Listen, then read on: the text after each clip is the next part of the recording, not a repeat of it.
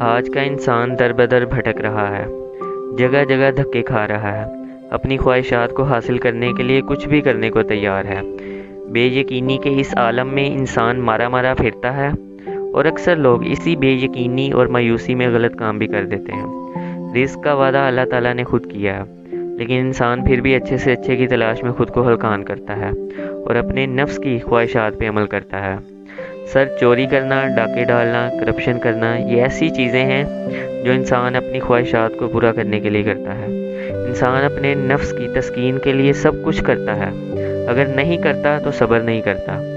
قرآن میں اللہ تعالیٰ ارشاد فرماتا ہے کہ بے شک اللہ صبر کرنے والوں کے ساتھ ہے۔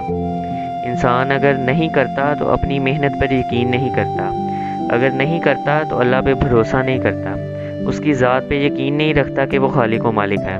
اللہ تعالیٰ قرآن میں ارشاد فرماتا ہے جو اللہ پہ توکل کرتا ہے تو اللہ اس کے لیے کافی ہے۔ انسان سمجھتا ہے کہ وہ جو حاصل کرنا چاہتا ہے وہی اس کا سب کچھ ہے، اسی سے امیدیں لگا لیتا ہے۔ ایک در بند ہوتا ہے تو 100 در کھلتا ہے، لیکن انسان اس وقت یہ بات سمجھنے سے قاصر ہوتا ہے یا سمجھنا ہی نہیں چاہتا۔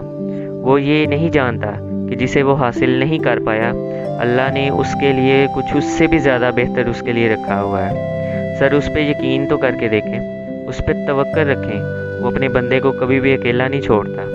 جب انسان کے ساتھ کوئی نہیں ہوتا تب اللہ ہی ہوتا ہے۔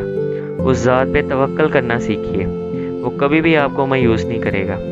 علامہ اقبال نے بھی نوجوان نسل کو خوب نصیحت کی ہے، کہتے ہیں نہ ہو نا امید، نو امیدی زوال علم و عرفان ہے، امید مرد مومن ہے خدا کے رازدانوں میں۔